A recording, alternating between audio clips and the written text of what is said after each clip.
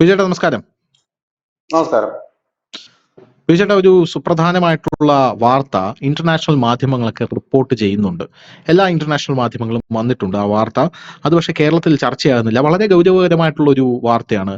അതായത് European union 27 European രാജ്യങ്ങളിലെ 450 million 450 million എന്ന് പറയുമ്പോൾ 450 ദശലക്ഷം ആൾക്കാർക്ക് അപകട സാധ്യത കണക്കിലെടുത്ത് ഒരു വലിയ നിർദ്ദേശം കൊടുത്തിരിക്കുകയാണ്. അപകട സാധ്യത എന്ന് പറഞ്ഞാൽ എന്താണ് എന്ന് യൂറോപ്യൻ യൂണിയൻ പറയുന്നില്ല. അവർക്ക് കൊടുത്തിരിക്കുന്ന നിർദ്ദേശം കുറഞ്ഞത് 72 മണിക്കൂറെങ്കിലും നീണ്ടു നിൽക്കുന്ന ഭക്ഷണവും വെള്ളവും പോലുള്ള അവശ്യ വസ്തുക്കൾ സംഭരിച്ചുകൊണ്ട് സാധ്യമായ പ്രതിസന്ധികൾക്കായി തയ്യാറെടുക്കാനാണ് യൂറോപ്യൻ യൂണിയൻ പറഞ്ഞിരിക്കുന്നത്. ഇതിനി യുദ്ധമാണോ, സൈബർ ആക്രമണമാണോ, കാലാവസ്ഥാ വ്യതിയാനമാണോ, രോഗം എന്തെങ്കിലും വരാൻ പോവുകയാണോ എന്നിവയെ കുറിച്ചൊന്നും ഇവർക്ക് ഒരു പിടിയും കിട്ടുന്നില്ല. അപ്പൊ 27 രാജ്യങ്ങളുടെ കൂട്ടായ്മ അതിന്റെ സുരക്ഷാ തന്ത്രങ്ങൾ പുനഃപരിശോധിക്കുന്നതിനിടയിലാണ് ഈ ശുപാർശ പുറത്തു വന്നിരിക്കുന്നത് എന്നുള്ള റിപ്പോർട്ടും പുറത്തു വരുന്നുണ്ട്. ബുധനാഴ്ചയാണ് ഈ മാർഗനിർദ്ദേശം ഇവര് പുറപ്പെടുവിച്ചിരിക്കുന്നത്. യുദ്ധഭീഷണിക്കിടെയാണ് യൂറോപ്യൻ യൂണിയന്റെ പുതിയ മാർഗനിർദ്ദേശം എന്നാണ് എക്കണോമിക് ടൈംസ് അടക്കമുള്ള മാധ്യമങ്ങൾ ഇതിനെ റിപ്പോർട്ട് ചെയ്യുന്നത്. സൈനിക സംഘർഷ സാധ്യത വർദ്ധിച്ചു വരികയാണ്. അതുകൊണ്ടാണ് 27 രാജ്യങ്ങളിലുടനീളമുള്ള പൗരന്മാരോട് 3 ദിവസത്തേക്ക് അതിജീവന കിറ്റ് തയ്യാറാക്കാൻ പറഞ്ഞിരിക്കുകയാണ്. സൈനിക ആക്രമണത്തിനെതിരെ സ്വയം പ്രതിരോധിക്കാൻ യൂറോപ്പ് എല്ലാ മാർഗങ്ങളും തേടണമെന്ന് European Council President Antonio Costa ചൊവ്വാഴ്ച പറയുന്നുണ്ട്. അദ്ദേഹം പറഞ്ഞ വേറൊരു കാര്യമുണ്ട്. പ്രതിരോധമില്ലാതെ സമാധാനം ഒരു മിഥ്യ മാത്രമാണ് എന്നാണ് അദ്ദേഹം പറയുന്നത്. എന്നിട്ട് അദ്ദേഹം വേറൊരു ഡയലോഗ് കൂടെ അതിന്റെ കൂടെ പറഞ്ഞിട്ടുണ്ട്. യുക്രൈന്റെ അതിർത്തികൾ ഒരു ഭൂപടത്തിലെ ഒരു രേഖ മാത്രമാണ് റഷ്യ കരുതുന്നുണ്ടെങ്കിൽ മറ്റേതെങ്കിലും രാജ്യത്തിന്റെ അതിർത്തികളെ റഷ്യ എങ്ങനെ മാനിക്കും എന്നാണ് പറയുന്നത്. ഇത് യൂറോപ്പ് റഷ്യയെ ആക്രമിക്കാൻ പോകുകയാണോ, അല്ലെങ്കിൽ റഷ്യയിൽ നിന്നൊരു ആക്രമണം യൂറോപ്പിലേക്ക് ഉടനെ ഉണ്ടാകാൻ പോവുകയാണോ എന്നുള്ള ചോദ്യമാണ് ഇപ്പോൾ ഉയർന്നുകൊണ്ടിരിക്കുന്നത്. അതുകൊണ്ടാണ് സ്വയം പര്യാപ്തരായി 72 മണിക്കൂർ സജ്ജരാകാൻ ഇവര് പറയുന്നത്. പ്രതിരോധ ശേഷി കിറ്റ് വേണമെന്ന് പറയുന്നത്. അതിനകത്ത് എന്തൊക്കെ വെക്കണമെന്നുള്ള നിർദ്ദേശം വരെ ഇവർ കൊടുക്കുന്നുണ്ട്. തീപ്പെട്ടി നിങ്ങൾ എടുത്തുകൊള്ളണം, വാട്ടർ പ്രൂഫ് പൗച്ച് എടുത്തുകൊള്ളണം, ID രേഖകൾ നിങ്ങൾ എടുത്തുകൊള്ളണം, കുപ്പിവെള്ളം നിങ്ങൾ എടുക്കണം, എനർജി ബാറുകൾ എടുക്കണം, ഒരു ഫ്ലാഷ് ലൈറ്റ് എടുക്കണം, പവർ ബാങ്കുകൾ എടുക്കണം, എല്ലാം കൃത്യമായി. അപ്പൊ ഇതൊക്കെ കേട്ടിട്ട് യഥാർത്ഥത്തിൽ യൂറോപ്യൻ ജനത പേടിച്ചിരിക്കുകയാണ്. അപ്പൊ CNN അടക്കം ഇത് റിപ്പോർട്ട് ചെയ്യുന്നുണ്ട് എന്നുള്ളതാണ് പ്രധാനപ്പെട്ട കാര്യം. അപ്പോ റഷ്യയിൽ നിന്ന് യൂറോപ്പിലേക്കോ, യൂറോപ്പിൽ നിന്ന് റഷ്യയിലേക്കോ ഒരു വലിയ യുദ്ധം ഉടനെ തന്നെ ഉണ്ടായേക്കും എന്നുള്ള ഒരു സൂചനയാണോ ഇതിൽ നിന്ന് നമുക്ക് മനസ്സിലാക്കാൻ സാധിക്കുന്നത്? 3ാം ലോക മഹായുദ്ധത്തിന്റെ ഒരു തുടക്കമാണോ ഇത് എന്നുള്ളത് ഒരു ചോദ്യമാണ്. അപ്പൊ ഇന്ന് രാവിലെ നമ്മൾ ന്യൂസ് ഇന്ത്യ മലയാളത്തിൽ ഈ വാർത്ത പുറത്തുവിട്ടിരുന്നു. അതിന്റെ താഴെ ഒരുപാട് പേര് വന്ന് കമന്റ് അടിക്കുന്ന ഞാൻ ശ്രദ്ധിച്ചായിരുന്നു. ഞാനായിരുന്നു ആ വാർത്ത ചെയ്തത്. നിനക്ക് ഈ വാർത്ത എവിടെ നിന്ന് കിട്ടി? വേറൊരു മാധ്യമത്തിലും വന്നിട്ടില്ലല്ലോ. മലയാള മാധ്യമങ്ങൾ കൊടുക്കാത്തതിന് നമ്മൾ എന്ത് ചെയ്യാനാണ്? അതാണ്ട് രാജ്യത്തിലെ ഏറ്റവും എക്കണോമിക് ടൈംസിൽ വന്ന വാർത്തയാണ്. വേൾഡ് വാർ 3 സ്റ്റാർട്ടിങ് സൂൺ എന്ന് പറഞ്ഞ എക്കണോമിക് ടൈംസിൽ വന്ന വാർത്തയാണ് ഈ സാധനം.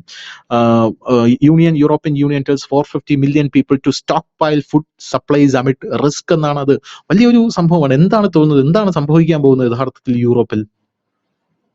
കഴിഞ്ഞ ദിവസം നമ്മുടെ വ്ളാഡിമിർ പുടിൻ ഒരു പ്രസ്താവന നടത്തിയിരുന്നു. അദ്ദേഹം പറഞ്ഞത് ഈ സെലൻസ്കി ആ സ്ഥാനത്ത് നിന്ന് പോകാതെ യുദ്ധം തീരില്ല. ഒപ്പം തന്നെ ഫ്രാൻസും ബ്രിട്ടനും കൂടി അവിടെ ഒരു സംയുക്ത സൈന്യത്തെ ഈ യുക്രൈനിൽ നിരീക്ഷണത്തിന് വേണ്ടി നിർത്തുമെന്ന് പറഞ്ഞു. അത് ഒരു കാരണവശാലും അനുവദിക്കില്ല എന്ന് മാത്രമല്ല, അങ്ങനെ വന്നു കഴിഞ്ഞാൽ അവർക്കെതിരെ ആയിരിക്കും എന്റെ യുദ്ധം, അതല്ലാതെ യുക്രൈനെതിരെ അല്ല എന്ന് റഷ്യൻ പ്രസിഡന്റ് വ്ളാഡിമിർ പുടിൻ ഇന്നലെ നടത്തിയ അദ്ദേഹത്തിന്റെ ലേറ്റസ്റ്റ് പ്രസ്താവന അദ്ദേഹം അത് പറയുന്നുണ്ട്. അത് മാത്രവുമല്ല, ഈ വിദേശ ശക്തികളാണ് ഈ പ്രശ്നങ്ങൾ ഉണ്ടാക്കുക എന്നുള്ളത് പിന്നെ പുടിൻ പലപ്പോഴും പറയുന്ന കാര്യമാണ്. ഇപ്പോൾ അവർക്കെതിരെയാണ് പുടിൻ നടത്തുന്ന നീക്കം. അദ്ദേഹം പറയുന്നത് സെലൻസ്കി മാറുക, അല്ലാതെ ഈ യുദ്ധം നിർത്തില്ല. രണ്ടാമത്തെ കാര്യം, ഇപ്പോഴുള്ള താൽക്കാലിക വെടിനിർത്തലാണല്ലോ ഇപ്പോഴുള്ളത് 30 ദിവസത്തേക്കാണ്. അപ്പം അത് നടത്തില്ല. രണ്ടാമത്തെ കാര്യം, ഇവർ ഇങ്ങനെ ഇടപെടുകയാണ്, നടക്കില്ല. ഇവിടെ ഒരു പ്രശ്നമുണ്ട് ഇതിനകത്ത്. ഈ യൂറോപ്യൻ യൂണിയൻ രാജ്യങ്ങൾ 27 രാജ്യങ്ങളുണ്ട്. ഇതിനോടൊപ്പം തന്നെ നാറ്റോ രാജ്യങ്ങൾ 38 രാജ്യങ്ങളുണ്ട്. അപ്പൊ ഈ നാറ്റോ രാജ്യത്തിന്റെ ഒരു കെട്ടുറപ്പിനെ വലിയ രീതിയിൽ അത് ബാധിച്ചിട്ടുണ്ട് ഈ ട്രംപ് വന്നതോടുകൂടി. ട്രംപിന്റെ ഈ താരിഫ് നയങ്ങൾ, ഒപ്പം തന്നെ ഈ നാറ്റോയിൽ ഞങ്ങളില്ല എന്ന് പറയുക, ഇല്ലെങ്കിൽ ഇവർക്കൊരു പിന്തുണ ഇല്ല എന്നൊക്കെ ഈ ട്രംപ് പറഞ്ഞത് ഇവർക്കിടയിൽ ഒരു വലിയ അരക്ഷിതാവസ്ഥ സൃഷ്ടിച്ചിട്ടുണ്ട് യൂറോപ്യൻ രാജ്യങ്ങൾക്കിടയിൽ. പ്രത്യേകിച്ച് ഇവർക്ക് ഏറ്റവും കൂടുതൽ സംശയവും ആശങ്കയും ഉണ്ടാക്കിയ സാധനം ഉക്രൈൻ യുദ്ധം തന്നെയായിരുന്നു. കാരണം നാളിതുവരെ ഉക്രൈനെ പിന്തുണച്ചിരുന്ന അമേരിക്ക പൊടുന്നതിന് അവരുടെ നിലപാട് മാറ്റുകയാണ്. അതായത് ബൈഡന്റെ കാലത്ത് യൂറോപ്യൻ യൂണിയൻ രാജ്യങ്ങൾക്ക്, ശരിക്കും പറഞ്ഞാൽ നാറ്റോയിൽ വരുന്ന രാജ്യമല്ല ഈ ഉക്രൈൻ, എങ്കിൽ പോലും ആ ഉക്രൈനിന്റെ പിന്നിൽ യൂറോപ്യൻ രാജ്യങ്ങളായിരുന്നു. അവർ ഇന്നല്ലെങ്കിൽ നാളെ നാറ്റോയിൽ വരുന്ന രാജ്യം എന്ന നിലയിലായിരുന്നു അവർ അതിനെ കണ്ടിരുന്നത്. ഇല്ലെങ്കിൽ ഞങ്ങളുടെ സഹോദര രാഷ്ട്രം അല്ലെങ്കിൽ സഖ്യരാഷ്ട്രം എന്ന രീതിയിലാണ് കണ്ട് മുമ്പോട്ട് പോയിരുന്നെങ്കിൽ ഇപ്പോൾ തന്നെ ട്രംപ് വന്നതോടുകൂടി അതങ്ങ് മാറും. സെലൻസ്കിയുമായി ഒരു പരസ്യമായ പോരിലേക്കൊക്കെ ട്രംപ് നീങ്ങുന്ന ഒരു സാഹചര്യം വന്നപ്പോൾ യൂറോപ്യൻ യൂണിയൻ രാജ്യങ്ങൾ ഒരു മറുവശം തേടുകയാണ്. കാരണം തങ്ങൾക്കെതിരെ ഇനി നാളെ മറ്റൊരു ആക്രമണം വന്നു കഴിഞ്ഞാൽ അമേരിക്കയുടെ സഹായം ഒരുപക്ഷെ കിട്ടുമോ എന്ന് പോലും ഇപ്പോൾ ഈ രാജ്യങ്ങളും അതിന്റെ ഭരണത്തലവന്മാരും സംശയം പ്രകടിപ്പിക്കുന്നു. അതുകൊണ്ടാണ് ട്രംപ് ഒരു വഴിക്ക് നീങ്ങുമ്പോൾ ബ്രിട്ടനും ഫ്രാൻസും അടക്കം മറുവഴിക്കാണ് നീങ്ങുന്നത്. ഈ ഉക്രൈന്റെ വിഷയത്തിലൊക്കെ ഇവർ രണ്ടും രണ്ട് നിലപാടാണ്. അതുപോലെ തന്നെ ഈ താരിഫ് യുദ്ധം വരുത്തി വെക്കുന്നത് ഇത് ഇന്ത്യക്കും ചൈനയ്ക്കും മാത്രമല്ല. ഈ താരിഫ് വലിയ തലവേദന സൃഷ്ടിക്കും. യൂറോപ്യൻ യൂണിയൻ രാജ്യങ്ങൾക്കും വലിയ തലവേദനയാണ്. അവരുടെ തന്നെ ഉള്ള രാജ്യങ്ങളുടെ ഒരു പ്രധാനപ്പെട്ട രാജ്യമായ കാനഡ ഉൾപ്പെടെയുള്ള രാജ്യങ്ങൾക്ക് പോലും അതിന് വലിയ തലവേദന സൃഷ്ടിച്ചു കഴിഞ്ഞിരിക്കുന്നു, ഈ താരിഫ് കൊണ്ടിരുന്നതുമൊക്കെ. അങ്ങനെ ഈ ട്രംപിന്റെ ഇപ്പോഴത്തെ ഒരു നിലപാട്, അതായത് ഈ എന്താണ് എടുത്തു ചാടിയുള്ള ഓരോ പൊട്ടത്തരങ്ങൾ, ഇതെല്ലാം ഒരു വലിയ ഒരു സംഘർഷ സാധ്യത വർദ്ധിപ്പിക്കുന്നുണ്ട്. ഇതിനിടയിലാണ് കഴിഞ്ഞ ദിവസം അമേരിക്കയുടെ ഒരു പ്രധാനപ്പെട്ട പ്രതിനിധി അവിടെ ചെന്നപ്പോൾ അവരെ കാണാൻ പോലും അവിടുത്തെ ആരും കൂട്ടാക്കിയിരുന്നില്ല. അവിടെ പുടിൻ പറഞ്ഞിട്ടുണ്ട്, അങ്ങനെ അമേരിക്ക അവിടെ ഇടപെടുകയാണെങ്കിൽ ഞങ്ങൾ അംഗീകരിച്ചു തരാൻ പോകുന്നില്ല, അത് വീണ്ടും പ്രശ്നങ്ങൾ ഉണ്ടാക്കുമെന്ന് പറഞ്ഞു. അപ്പൊ ലോകം ഇപ്പോഴും ഒരു യുദ്ധത്തിന്റെ ഭീഷണിയിലാണ് നിലനിൽക്കുന്നത് എന്നുള്ള യാഥാർത്ഥ്യം തന്നെയാണ്. ഇവിടെ ഈ 72 മണിക്കൂർ എന്ന് പറഞ്ഞതിനകത്താണ് ഒരു വലിയ സംശയം. മഹാമാരിയാണ് എങ്കിൽ ഒരു രോഗമാണ് വരുന്നതെങ്കിൽ അത് 72 മണിക്കൂർ കൊണ്ട് തീരുന്ന ഒരു രോഗവും ഇല്ലല്ലോ. ഇപ്പൊ കോവിഡ് പോലെ ഒരു മഹാമാരിയാണ് വരുന്നതെങ്കിൽ ഇങ്ങനെ ഒരു ഷെൽട്ടറിൽ പോകേണ്ട ഒരു ആവശ്യം ഒരു ജനത്തിനും വരുന്നില്ല. ഇനി രണ്ട് നാച്ചുറൽ കലാമിറ്റീസ് ആണെങ്കിലും യൂറോപ്യൻ യൂണിയൻ മുഴുവൻ വരുന്നൊരു പ്രകൃതി ദുരന്തം ഉണ്ടാകാനുള്ള സാധ്യതകൾ വളരെ കുറവാണ്. അപ്പൊ ഇതിൽ പറയുന്നത്, അവരതിനകത്ത് പറയുന്ന ഒരു വരി കൂടെ വളരെ ശ്രദ്ധേയമാണ്. അവരതിൽ പറയുന്ന ഒരു കാര്യം എന്ന് പറഞ്ഞു കഴിഞ്ഞാല് എന്തു സംഭവം നടന്നാലും അതിന്റെ ആദ്യത്തെ 2-3 ദിവസങ്ങൾ അതിജീവിക്കാനായാൽ പിന്നെ നമുക്ക് മുമ്പോട്ട് പോകാൻ കഴിയും. ആദ്യത്തെ 2-3 ദിവസത്തിനേ നമുക്ക് വരുന്നുള്ളൂ. അതുകൊണ്ടാണ് ഈ 72 മണിക്കൂർ നേരത്തേക്കുള്ള ഭക്ഷണവും മരുന്നും ഒക്കെ കരുതിക്കൊണ്ട് നിങ്ങൾ ഷെൽട്ടറിലേക്ക് നീങ്ങണം എന്ന ഒരു അഭ്യർത്ഥന അവർ മുമ്പോട്ട് വെച്ചിരിക്കുന്നു. അപ്പം ഇവർ ഈ പറയുന്ന കാര്യങ്ങൾ സൈബർ ആക്രമണം വന്നാൽ ലോകത്തിന്റെ ഒരു ക്രമം തന്നെ തെറ്റും. നമുക്കറിയാം, കുറച്ചു നേരം ഫേസ്ബുക്കും ഇൻസ്റ്റാഗ്രാമും ഒന്നും ഇല്ലെങ്കിൽ തന്നെ നമ്മുടെ ഇവിടെ ആൾക്കാർ ഭ്രാന്ത് പിടിക്കുന്ന അറിയാം. അപ്പോൾ ഈ സൈബർ തന്നെ പ്രവർത്തിക്കുന്ന പോലീസ് സംവിധാനം, മെഡിക്കൽ സംവിധാനങ്ങളൊക്കെ താറുമാറായുള്ള അവസ്ഥ എന്ന് ആലോചിച്ച് ചിലപ്പോൾ സർജറി ഒക്കെ നടന്നുകൊണ്ടിരിക്കുന്ന അപ്പാടെ നിന്ന് പോകുന്ന സാഹചര്യം വരും. അതുപോലെ ഈ ഫൈനാൻസ് കാര്യങ്ങളൊക്കെ അപ്പാടെ നിന്ന് പോകുന്ന സാഹചര്യം വരും. ബാങ്കുകൾ നിശ്ചലമാകുന്ന സാഹചര്യം വരും. അങ്ങനെയൊക്കെ വരുമ്പോൾ ജനങ്ങൾ പാനിക്കാനുള്ള സാധ്യതയുണ്ട്. പക്ഷെ അപ്പോഴും പ്രസക്തമായ ചോദ്യം, എന്തിനാണ് ഇവർ ഷെൽട്ടറിലേക്ക് മടങ്ങുന്നത് എന്നുള്ളതാണ്. അപ്പൊ അത് നമുക്ക് മനസ്സിലാക്കാൻ പറ്റുന്ന ഒരു യുദ്ധത്തിലേക്ക് തന്നെയാണ് ഇത് നയിക്കുന്നത് എന്നാണ് മനസ്സിലാക്കാൻ കഴിയും. മുമ്പ് പുടിൻ, എനിക്ക് 2 മാസം മുമ്പാണ് പുടിൻ പറഞ്ഞത്, ഞങ്ങളുടെ മിസൈലുകൾക്ക് ബ്രിട്ടന്റെ തലസ്ഥാനത്ത് വരെ എത്താൻ കഴിയുമെന്നുള്ള കാര്യം ബ്രിട്ടൻ ഓർക്കണമെന്ന് പുടിൻ പരസ്യമായി പറഞ്ഞൊരു കാര്യമുണ്ട്. ഇത് വീണ്ടും ഒരു സംഘർഷ സാധ്യതയുണ്ട്. ഇവിടെ ശരിക്കും പറഞ്ഞാൽ കഴിഞ്ഞ കുറെ നാളുകളായിട്ട് ട്രംപ് എന്താണ് ചെയ്തു കൂട്ടുന്നത് ട്രംപിനും അറിയില്ല, പുറത്തു നിൽക്കുന്നവർക്കും അറിയില്ല. ഇങ്ങനത്തെ ഒരു സാഹചര്യത്തിലാണ് മുമ്പോട്ട് പോകുന്നത്. ചിലയിടത്ത് എന്താണ് അദ്ദേഹത്തിന്റെ ഒരു സോഫ്റ്റ് കോർണറിലേക്ക് പോകുന്നു, ചിലയിടത്ത് അദ്ദേഹം വേറൊരു രീതിയിലേക്ക് ആക്ട് ചെയ്യുന്നു. അവിടുത്തെ പ്രധാനത്തെ ഒരു വിഷയം നമുക്ക് മനസ്സിലാക്കാൻ പറ്റുന്നത്, അദ്ദേഹവും അദ്ദേഹത്തിന്റെ കീഴിൽ നിൽക്കുന്ന സഖ്യരാജ്യങ്ങളായ ഈ യൂറോപ്യൻ യൂണിയൻ രാജ്യങ്ങളായാലും ഇല്ലെങ്കിൽ നാറ്റോ രാജ്യങ്ങളായാലും അവർക്കിടയിൽ എന്തൊക്കെയോ പ്രശ്നങ്ങൾ പുകയുന്നു എന്നുള്ളത് വളരെ സ്പഷ്ടമാണ് ഇതിൽ. കാരണം ഇപ്പോൾ അമേരിക്ക ഈ സഖ്യത്തിൽ നിന്നൊക്കെ പിന്മാറിയാൽ പോലും വലിയ രീതിയിൽ അവർക്ക് തകർച്ച നേരിടേണ്ടി വരും. ഈ യൂറോപ്യൻ യൂണിയൻ രാജ്യങ്ങളും നാറ്റോ രാജ്യങ്ങളും അതിനൊക്കെ 25% ഫണ്ട് ചെയ്യുന്നത് ഈ അമേരിക്ക തന്നെയാണ്. ഇവിടെയാണ് വിചിത്രമായ ചില കാര്യങ്ങൾ നടക്കുന്നത്. ഈ ഒരു കാരണം ഇനിയിപ്പോ പുടിനെ സംബന്ധിച്ചാണെങ്കിൽ അദ്ദേഹത്തിന് മുകളിൽ ഈ ട്രംപ് കൂടുതൽ ഉപരോധങ്ങൾ പ്രഖ്യാപിക്കുകയാണെങ്കിൽ, കാരണം പുടിനെ ഇപ്പൊ നിലനിർത്തിക്കൊണ്ടിരിക്കുന്നത് ഇന്ത്യ ഉൾപ്പെടെയുള്ള രാജ്യങ്ങളാണ്, എണ്ണയും മറ്റും വാങ്ങിക്കൊണ്ട്.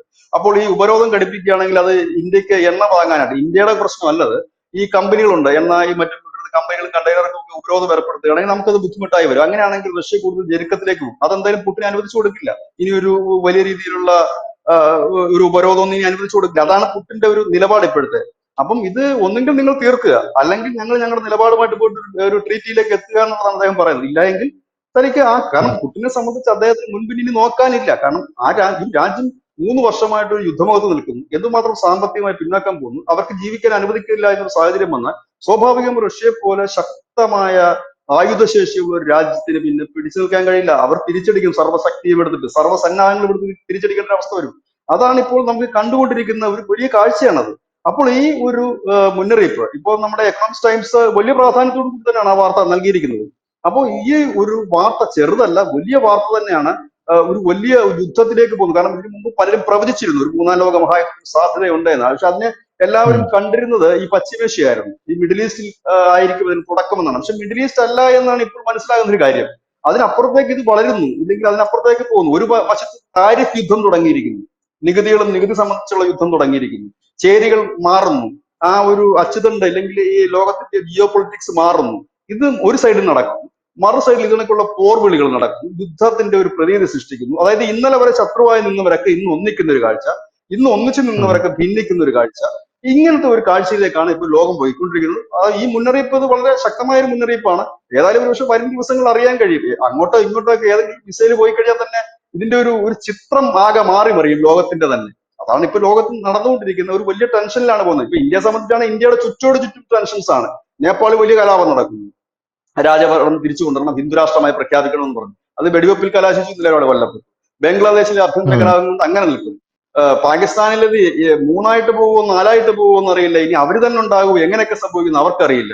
അങ്ങനത്തെ അവസ്ഥയിൽ നമ്മുടെ അയൽക്കാരായ മൂന്നാമത്തെ അവർ നിൽക്കും. മ്യാൻമാറിലാണെങ്കിൽ ദൈവദായത്തിൽ ഭൂകമ്പം വന്നുകൊണ്ട് ഇനി കുറച്ചാളത്തേക്ക് അക്രമം ഉണ്ടാകത്തില്ല. 10,200 പേരെ മരിച്ചു എന്ന് പറയുന്നു. അത് നാച്ചുറൽ കലാമിറ്റിയാണ്. ഓക്കെ, അവിടെ അങ്ങനെ നിൽക്കുന്നു. ശ്രീലങ്കയുടെ അനക്കമേ കേൾക്കുന്നില്ല. കാരണം സാമ്പത്തികമായിട്ട് തകർന്ന് അരിപ്പണമായത് അത് എന്ത് വഴി പോകുമെന്ന് അറിയാമല്ലോ, അവിടെ നിൽക്കുന്നു. ഇതിനിടയിലാണ് ഇന്ത്യയും ചൈനയും പോലുള്ള രാജ്യങ്ങൾ അതിജീവനത്തിനായിട്ട് പുതിയ മേഖലകൾ തുറക്കുന്നതിന് വേണ്ടിയിട്ട് തങ്ങളുടെ രാജ്യം മുൻപോട്ട് കുതിക്കുന്നതിന് വേണ്ടിയിട്ടുള്ള കാര്യങ്ങളുമായി അവർ മുൻപോട്ട് പോകുന്നു. അങ്ങനെ വല്ലാത്തൊരു അരക്ഷിതാവസ്ഥയിൽ കൂടിയാണ് രാജ്യം കടന്നു പോകുന്നത് എന്നുള്ളത്, ഈ ലോകം കടന്നു പോകുന്നു എന്നുള്ളത് യാഥാർത്ഥ്യമായ ഒരു കാര്യമാണ്. ഇവിടെയാണ് ഇപ്പോൾ ഈ യൂറോപ്യൻ യൂണിയൻ രാജ്യങ്ങളിലേക്ക് മുന്നറിയിപ്പുമായി അത് 1-2 ആളുകളെ അല്ല, 450 ദശലക്ഷം പേരെയാണ് നിങ്ങളൊരു തയ്യാറെടുപ്പ് നടത്തൂ എന്ന് പറയുന്നത്. ഇത് വളരെ ഒരു ഇതാണ്. അതൊരു വലിയ ഒരു യുദ്ധഭീതി. കാരണം അത് എന്താകും, എവിടേക്കാകും എന്നൊന്നും പറയാൻ കഴിയാത്തൊരവസ്ഥ. ഇനിയും മുതൽ ഓരോ നിമിഷവും ഈ വേൾഡ് ലീഡേഴ്സ് ഒക്കെ പറയുന്ന ഓരോ പ്രസ്താവനയും നമ്മൾ ശ്രദ്ധയോടെ കേട്ടുകൊണ്ടിരിക്കേണ്ടി വരും. ട്രംപ് ആയാലും പുടിൻ ആയാലും ചൈനയുടെ ഷീ ജിൻപിങ് ആയാലും ഒക്കെ പറയുന്ന ഓരോ പ്രസ്താവനകളും നമ്മൾ സാഗൂതം കേൾക്കേണ്ടി വരും. എന്താണ് അവർ ഉദ്ദേശിക്കുന്നത്, എന്താണ് അവർ പറയാൻ പോകുന്നത്. കാരണം അത്രത്തോളം നിർണായകമായ ഒരു രീതിയിലേക്ക് ലോകം മാറുന്നു എന്നുള്ളതാണ്. വളരെ ഒരു ഇമ്പോർട്ടന്റ് ആയിട്ടുള്ള ഒരു മുന്നറിയിപ്പാണ് ഇപ്പം നൽകിയിരിക്കുന്നത്. അത് ചർച്ച ചെയ്യപ്പെടുന്ന ഒരു വിഷയം തന്നെയാണ്, അത് വലിയ വാർത്തയുമാണ്. എന്തായാലും വരുന്ന ദിവസങ്ങളിൽ എന്താണ് ഇതിന്റെ അപ്ഡേറ്റ് എന്നറിയാൻ ലോകരാജ്യങ്ങളെല്ലാം തന്നെ കാത്തിരിക്കുകയാണ്. എന്താണ് അവിടെ സംഭവിക്കാൻ പോകുന്നത്? റഷ്യയുടെ ഒരു ആക്രമണമാണോ, അല്ലെങ്കിൽ യൂറോപ്പ് റഷ്യയാണോ ആക്രമിക്കുന്നത്, റഷ്യ യൂറോപ്പിനെയാണോ ആക്രമിക്കുന്നത്, അല്ലെങ്കിൽ പോളണ്ടിലേക്ക് ഒരു ആക്രമണം റഷ്യയുടെ ഉണ്ടാകാൻ സാധ്യതയുണ്ടോ? കാരണം ഇവിടെ യൂറോപ്യൻ യൂണിയന്റെ തലവൻ പറഞ്ഞിരിക്കുന്നത് യുക്രൈന്റെ അതിർത്തികൾ റഷ്യക്ക് നിർണ്ണയിക്കാൻ സാധിക്കുന്നില്ല. അങ്ങനെയുള്ള റഷ്യ, ആ രാജ്യത്തെ ബഹുമാനിക്കാത്ത റഷ്യ ഒരു അതിർത്തിയും ബഹുമാനിക്കാൻ പോകുന്നില്ല എന്നുള്ളതാണ്. പോളണ്ടിനെ റഷ്യ ആക്രമിക്കുമെന്ന് നേരത്തെ തന്നെ അഭ്യൂഹങ്ങൾ ഉണ്ടായിരുന്നു. അങ്ങനെ പോളണ്ടിനെ തൊട്ട് കഴിഞ്ഞാൽ, പോളണ്ട് ആണെങ്കിൽ വളരെ അഗ്രസീവായിട്ട് നിൽക്കുകയാണ്. ഇവരുടെ യോഗമുണ്ടായപ്പോൾ പോളണ്ടാണ് പറഞ്ഞത് നമ്മുടെ സാഹസികത നമ്മളെ മുന്നിലേക്ക് കാണിക്കണം, വേറെ എല്ലാ രാജ്യങ്ങളും ഒത്തുതീർപ്പാക്കാന്ന് പറഞ്ഞപ്പോൾ പോളണ്ടും ഇംഗ്ലണ്ടും മാത്രമാണ് പറഞ്ഞത് ഇല്ല, അടിയെങ്കിൽ അടി, അങ്ങനെയാണ് നിൽക്കുന്നതെന്ന് പറഞ്ഞിട്ടുള്ളത്. അപ്പോൾ റഷ്യ പോളണ്ടിനെ തൊട്ട് കഴിഞ്ഞാൽ സ്വാഭാവികമായിട്ടും യൂറോപ്പ് മുഴുവനായിട്ടും റഷ്യക്കെതിരെ പടക്കോപ്പുകൾ ഇറക്കുന്ന ഒരു കാഴ്ച നമുക്ക് കാണേണ്ടി വരും. ഇനി അതിലേക്കാണോ പോകുന്നത് എന്നറിയില്ല. അങ്ങനെയാണെങ്കിൽ വലിയൊരു പ്രതിസന്ധിയിലേക്കായിരിക്കും കാര്യങ്ങൾ പോകുന്നത്. ലോകം മുഴുവൻ സ്തംഭിക്കുന്ന ഒരു അവസ്ഥ വരാനുള്ള ഒരു സാധ്യതയും മുന്നിൽ കാണുന്നു. ഇങ്ങനെയാണ് മാധ്യമങ്ങൾ, എക്കണോമിക് ടൈംസ്, CNN അടക്കമുള്ള അന്താരാഷ്ട്ര മാധ്യമങ്ങൾ അടക്കം റിപ്പോർട്ട് ചെയ്തുകൊണ്ടിരിക്കുന്നത്. താങ്ക് യു ബിജേട്ടാ, താങ്ക് യു സോ മച്ച്.